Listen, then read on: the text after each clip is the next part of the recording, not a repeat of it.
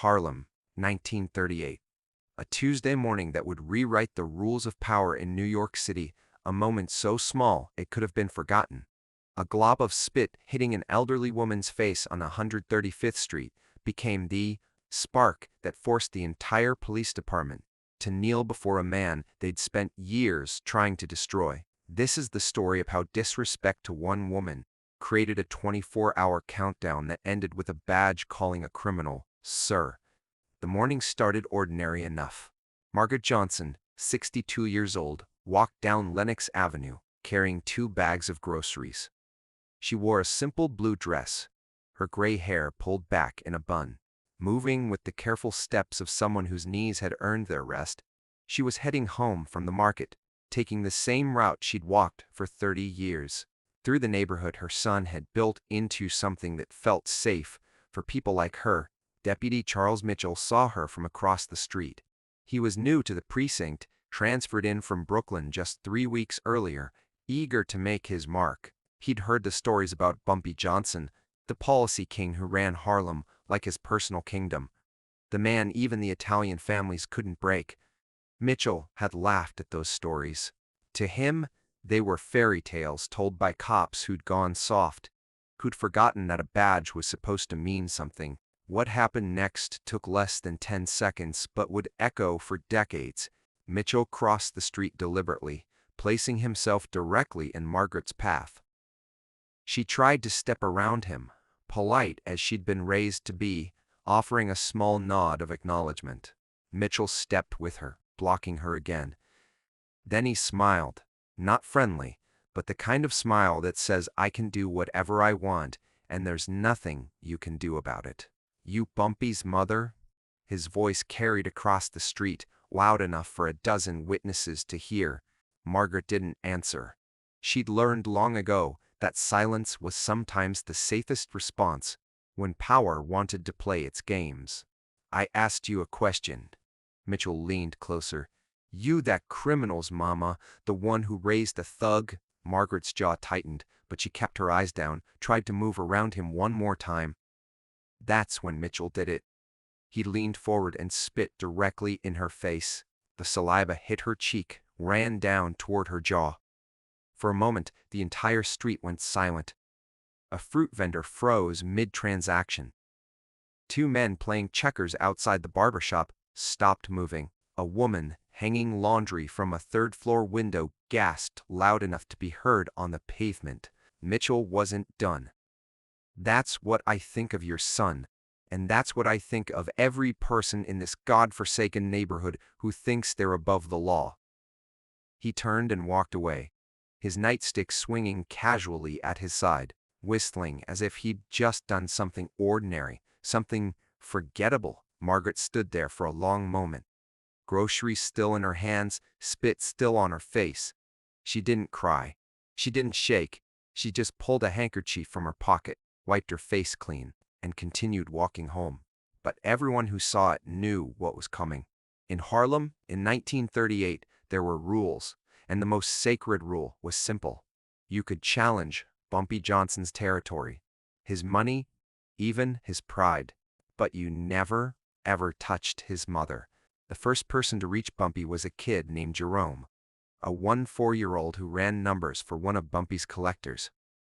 He sprinted the 8 blocks to Small's Paradise, where Bumpy was having a late breakfast, and burst through the door so fast he nearly tripped over his own feet. The restaurant went quiet. When a kid runs that hard with that look on his face, everyone knows the news isn't good. Jerome couldn't catch his breath at first, just stood there hyperventilating, pointing back toward Lenox Avenue. Bumpy stood slowly, his face still calm, but everyone in the room recognized the shift in atmosphere. It felt like the air pressure had dropped before a storm. "Breathe first," Bumpy said quietly, "then talk." Jerome gulped air, then poured out the story in fragments. "Deputy, your mother," he spit on her, right there on Lenox, in front of everybody. "Mitchell. His name is Mitchell." Bumpy didn't react the way people expected. He didn't rage or flip tables or reach for a weapon. He simply placed his napkin on the table, stood and buttoned his suit jacket. His voice was soft when he spoke, almost gentle, which somehow made it more terrifying. "Where is she now?" "Home. She went straight home." Bumpy nodded once, then looked at his right-hand man, Junibird, who'd been sitting at the next table. No words were exchanged, but Junie understood immediately. He headed toward the door to start making calls. Bumpy followed Jerome out into the morning sun. The walk to his mother's apartment took 6 minutes. Bumpy didn't hurry. People who saw him on the street recognized something in his face, something cold and decided, and they stepped aside, without being asked. By the time he reached her building on 139th Street, word had spread through Harlem's underground network, like electricity through copper wire. The phone trees had activated. The collectors, the runners, the policy bank operators, the bartenders, the barbers, everyone who formed the invisible infrastructure of Bumpy's empire. They all knew. And they were all waiting for instructions. Margaret sat at her kitchen table when Bumpy walked in. She'd changed her dress and washed her face, but he could see the redness around her eyes, the way her hands trembled slightly as she poured tea she wouldn't drink. She looked up when he entered, and for a moment, mother and son just looked at each other. "I'm fine," she said, "because that's what mothers say, even when it's obviously not true." Bumpy pulled out a chair and sat across from her. "Tell me exactly what happened, every detail." She did the whole story, in that quiet way she had of turning violent moments into simple facts. When she finished, Bumpy was silent for a long time. His fingers steepled under his chin, his eyes focused on something beyond the kitchen walls. "What was his name?" Bumpy finally asked, though he already knew. "Mitchell, Deputy Charles Mitchell." "He's new." Bumpy nodded slowly. "He won't be new for long."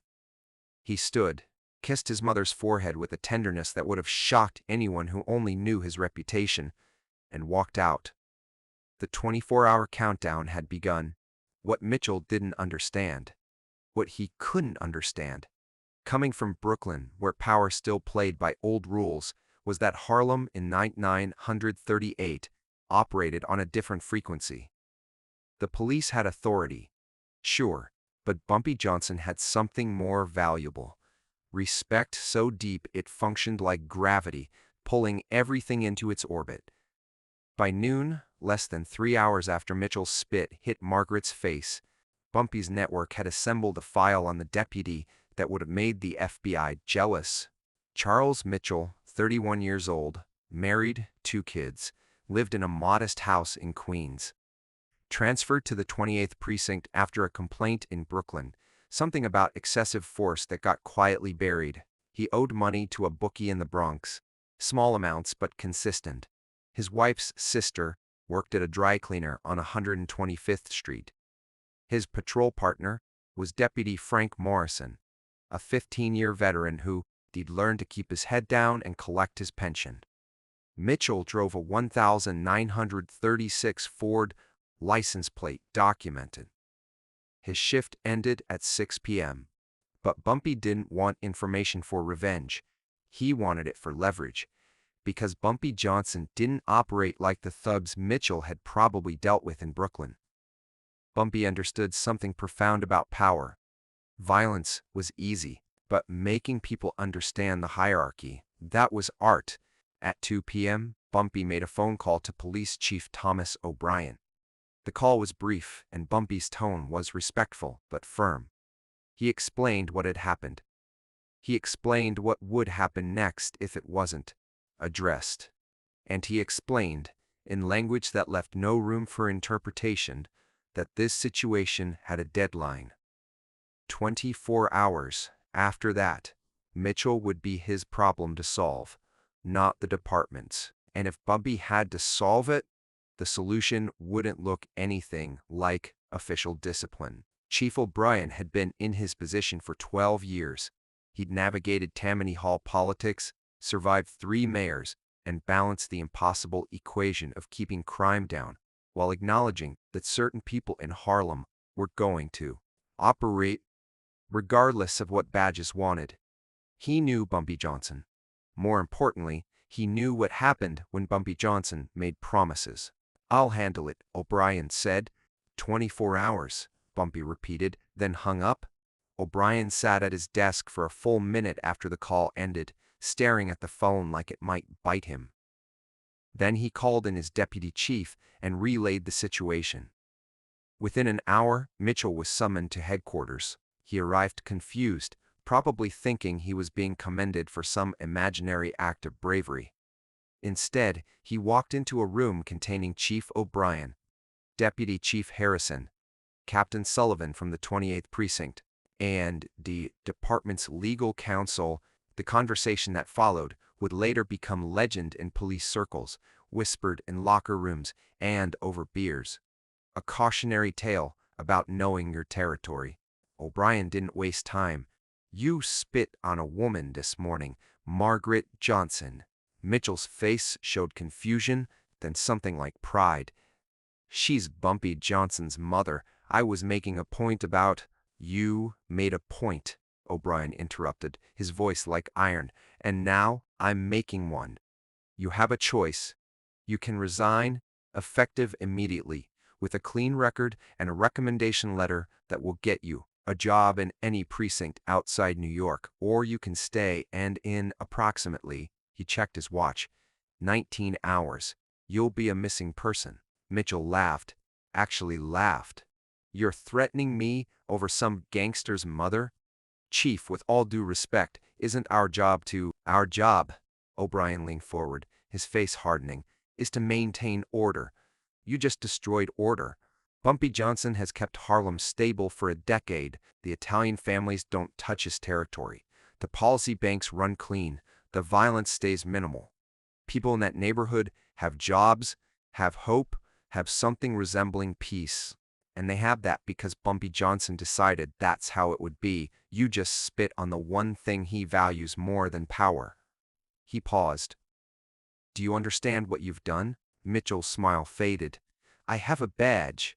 "Your badge," Captain Sullivan spoke up, his voice tired, "means nothing if you're floating in the East River. And before you think we're exaggerating, let me tell you a story. 4 years ago, a lieutenant named Frank Cassidy decided he was going to take down Bumpy Johnson. Built a case, had witnesses, had evidence. The day before the hearing, every witness recanted. Every piece of evidence disappeared. And Cassidy, he's now a security guard in Florida, retired on full pension at 38, because we strongly suggested he take the opportunity to leave while he still could. That was over business. You disrespected his mother." The room went silent. Mitchell looked around at the faces surrounding him, searching for an ally. Finding none, the legal counsel cleared his throat. "We're not asking, Deputy Mitchell. We're giving you a way out that lets you keep your dignity and your life. Bumpy Johnson gave us 24 hours to resolve this. We're resolving it." Mitchell sat there, his world rearranging itself around this new reality. "And if I refuse, then we'll attend your funeral," O'Brien said flatly, "and I'll make sure your widow gets your full pension. But you won't refuse, because you're not stupid enough to die over pride." 3 hours later, Charles Mitchell signed his resignation papers. By 8 p.m. that same evening, he was on a train to Philadelphia with a reference letter and a banking job lined up through connections the department had. Quietly activated, he left New York with his life intact, his family provided for, but with the understanding that he would never return to any borough for any reason. But Bumpy Johnson wasn't satisfied with resignation. Resignation was the department's solution. He wanted his solution, his message, his statement about what happens when someone disrespects what he holds sacred. So at 10 a.m. the next morning, exactly 24 hours after the incident, Bumpy Johnson walked into the 28th Precinct headquarters wearing a charcoal gray suit, burgundy tie, and an expression of calm authority that made everyone in the station stop moving. He walked directly to the front desk where Sergeant Andrews, a 20-year veteran who'd processed more criminals than he could count, sat doing paperwork. Bumpy placed his hands on the counter. palms down, and waited until Andrews looked up. When their eyes met, Bumpy spoke in a voice just loud enough for the dozen cops in earshot to hear. "I'd like to speak with Chief O'Brien. Tell him Bumpy Johnson is here to accept his apology." The station went silent. Phones stopped ringing, or maybe people just stopped answering them. Typewriters ceased their clacking. Even the drunk in the holding cell stopped singing. Sergeant Andrews, to his credit, didn't hesitate. He picked up the phone, called upstairs, and relayed the message word for word. 2 minutes later, Chief O'Brien descended the stairs. He was in full uniform, brass polished, face neutral. When he reached the main floor, he did something that would be talked about in Harlem for the next 50 years. He walked directly to Bumpy Johnson, extended his hand, and spoke clearly enough for everyone to hear. "Mr. Johnson, on behalf of the New York Police Department and the 28th Precinct specifically, I apologize for the disrespectful and unacceptable behavior Deputy Mitchell displayed toward your mother. He is no longer with the department. It will not happen again." Then he did something even more remarkable. He held the door open and said, "Would you like to come upstairs for coffee, sir?" "Sir!" The chief of police called Bumpy Johnson "sir" in front of 24 cops in the middle of the precinct on a Tuesday morning. Bumpy accepted the invitation. They went upstairs, had coffee, and had a conversation that lasted exactly 15 minutes. Nobody knows what was said in that office, but when Bumpy left, he shook O'Brien's hand again at the precinct entrance in full view of everyone. And O'Brien held that door open a second time. The message was received, not just by the police department, but by everyone in Harlem. Everyone in the 5 boroughs, everyone who thought they understood how power worked. Bumpy Johnson had turned an act of disrespect into a public demonstration of his reach. He hadn't needed violence, hadn't needed threats. He'd simply reminded everyone that respect wasn't something you could badge away, that real power wasn't about authority granted by institutions. It was about authority earned through consistency, intelligence, and protecting your own. Margaret Johnson heard about the whole thing by noon. Her friends called, her neighbors stopped by, everyone wanting to tell her the story from their perspective. When Bumpy visited her that evening, she had dinner waiting. They ate together in comfortable silence for a while before she finally spoke. "You didn't have to do all that." "Yes," Bumpy said quietly, "I did. Because if I let anyone disrespect you, they'll think they can disrespect anyone in this neighborhood. The moment people think the rules don't apply to them, everything falls apart." She nodded, understanding. "But you didn't hurt anyone. Didn't need to. Sometimes the smartest move is showing people how much power you have without using it." That deputy learned more from losing his job than he ever would have learned from a beating. And now every cop in that precinct knows exactly where the line is. The story spread beyond Harlem. It reached the Italian families in Brooklyn, who added it to their growing file of reasons not to challenge Bumpy Johnson. It reached the policy operators in the Bronx, who saw it as confirmation of what they already knew. It reached the streets, where it became the kind of legend that parents told children. "This is what happens when you disrespect someone's mother. This is what real power looks like. This is how you protect your own." Years later, when historians and journalists would try to explain Bumpy Johnson's influence in Harlem, they'd struggle to quantify it in traditional terms. He wasn't the richest gangster. He wasn't the most violent. He didn't have the political connections of the Italians or the structural advantages of the white, organized crime families. What he had was something more fundamental. He understood that power without respect is just temporary authority, that intelligence beats brute force every time, and that protecting your community, your people, your mother, was the difference between being a criminal and being the king. The story of the deputy who spit and the chief who said "sir" became a teaching moment, a parable, a legend that grew with each retelling but never lost its essential truth. In Harlem, in Bumpy Johnson's Harlem, there were rules. You could be a cop, a criminal, a politician, or a regular citizen. But everyone operated under the same fundamental principle. Respect was currency. Loyalty was law. And when you violated those codes, the consequences were swift, intelligent, and absolute. Deputy Charles Mitchell lived a long life in Philadelphia. He worked at that bank for 30 years, retired with a pension, raised his kids, never caused trouble. But he never forgot that Tuesday morning, or the 24 hours that followed, or the lesson he learned about the difference between having power and being power. And he never, ever came back to New York. Think about that the next time you're tempted to judge power by titles or badges or official authority. Sometimes the person who seems to have the least formal power is actually playing a game several levels above everyone else. Bumpy Johnson didn't need a badge to be called sir. He'd earned something more valuable. Respect so deep that even the people who were supposed to oppose him had to acknowledge it. What would you have done? Would you have raged, demanded violence, settled for the immediate satisfaction of revenge, or would you have played the long game, turned disrespect into a demonstration of untouchable authority, and made sure everyone learned exactly where the lines were drawn? That's the difference between reacting and strategizing, between being powerful for a moment and being legendary forever. Drop a comment below. Tell us your thoughts on how Bumpy handled the situation. Was this the perfect move, or should he have responded differently? What does this story teach us about real power versus official authority?